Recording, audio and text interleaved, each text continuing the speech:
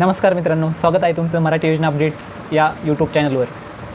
आज आपण या व्हिडिओमध्ये पाहणार आहोत CET सेलबद्दल जे रजिस्ट्रेशन सुरू होणार आहे ते कधी सुरू होणार आहेत, पुढची प्रोसेस नेमकी काय राहणार आहे आणि CET सेलच्या रजिस्ट्रेशनसाठी काय काय डॉक्युमेंट हे आपल्याला आवश्यक आहेत। महत्त्वाचे म्हणजे नुकताच CETचा MST CETचा PCM आणि PCB ग्रुपचा रिझल्ट हा लागलेला आहे। आपण सर्वांनी स्कोर कार्ड आपले पाहिले असतील, डाउनलोड केले असतील, आपल्याला चांगले मार्क्स पडले असतील आणि त्यानंतर सर्वांच्या मनात एक प्रश्न असेल की आपल्याला BSc ॲग्रीला ॲडमिशन घ्यायचं आहे, इंजिनिअरिंगला ॲडमिशन घ्यायचं आहे, फार्मसीला ॲडमिशन घ्यायचं आहे, पण नक्की नेक्स्ट प्रोसेस काय राहणार आहे तीच आपण या व्हिडिओमध्ये आज पाहणार आहोत। पहिली गोष्ट, आपण जे CETचे फॉर्म भरले होते ते एकाच पोर्टलवर भरले होते।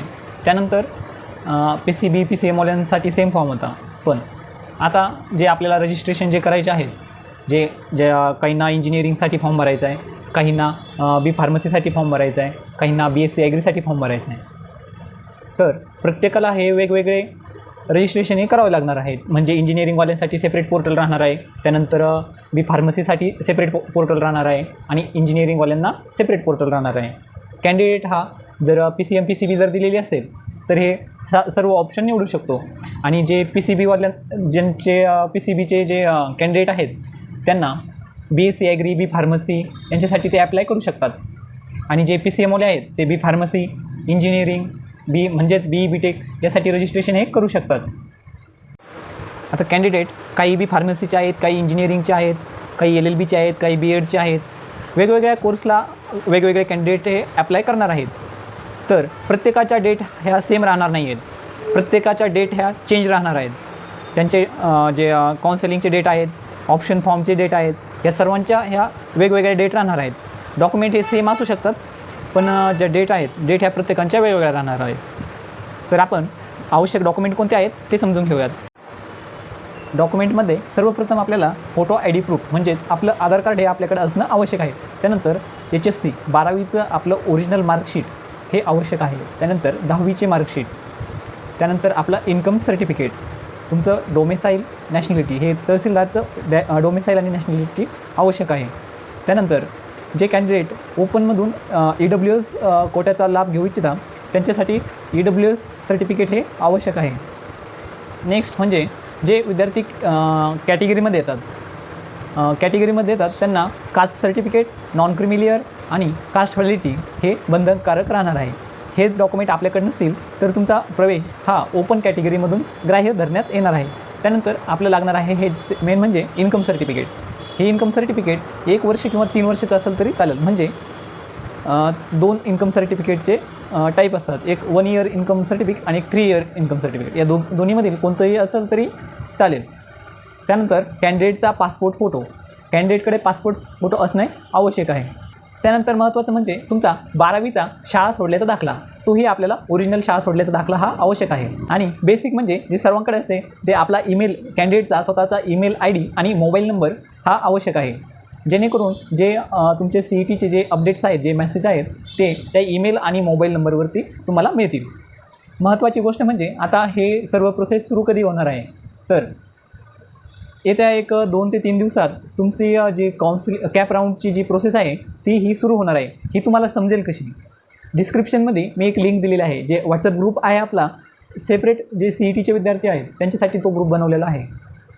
तुम्ही ती लिंक ओपन करून WhatsApp ग्रुप जॉईन व्हा। त्यामध्ये प्रत्येक CETची जी डिटेल येईल, जी अपडेट येईल ती अपडेट तुम्हाला त्या ग्रुपमध्ये मिळून जाईल। काउन्सिलिंग म्हणजे कॅप राऊंडचे ॲप्लिकेशन जे ऑनलाईन पद्धतीने करायचे आहेत ते आपल्याकडे ऑनलाईन पद्धतीने कॅप राऊंडचे ॲप्लिकेशन करू शकता।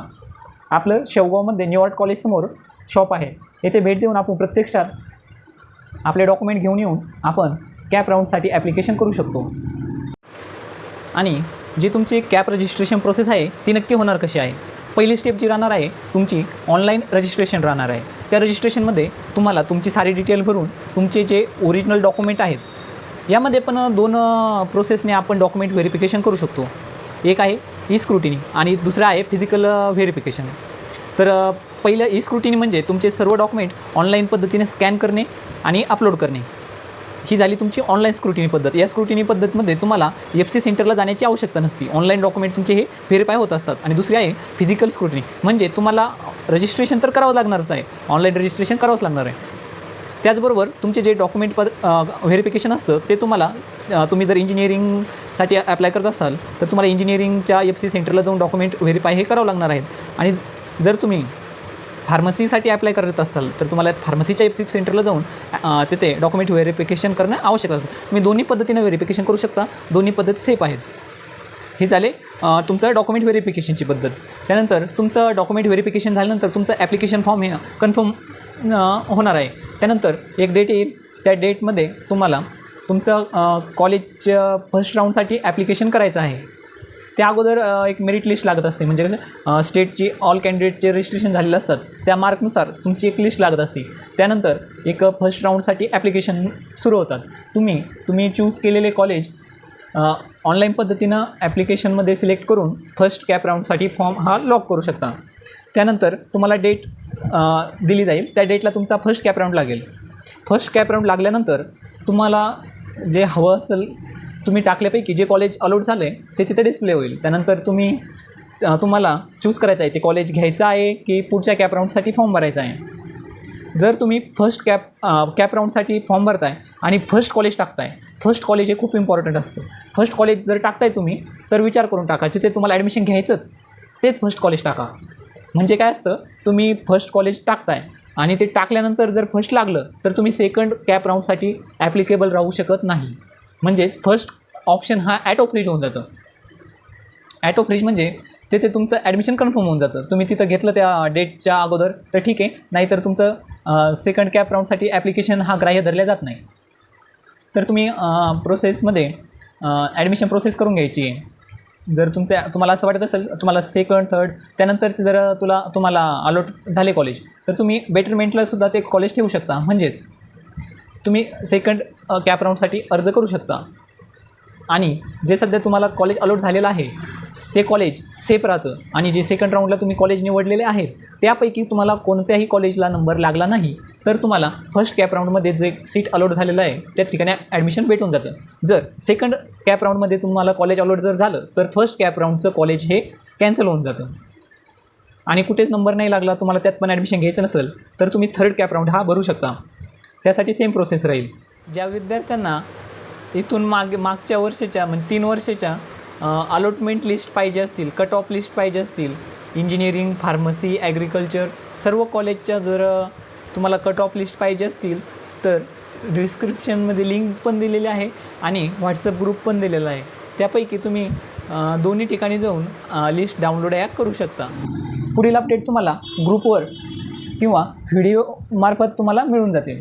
तर कॅप राऊंडची प्रोसेसची पुढची अपडेट मिळवण्यासाठी आत्ताच डिस्क्रिप्शनमध्ये दिलेल्या लिंकवरती क्लिक करून व्हॉट्सअप ग्रुप जॉईन करून घ्या आणि आपल्या यूट्यूब चॅनलला नक्की सबस्क्राईब करा. धन्यवाद.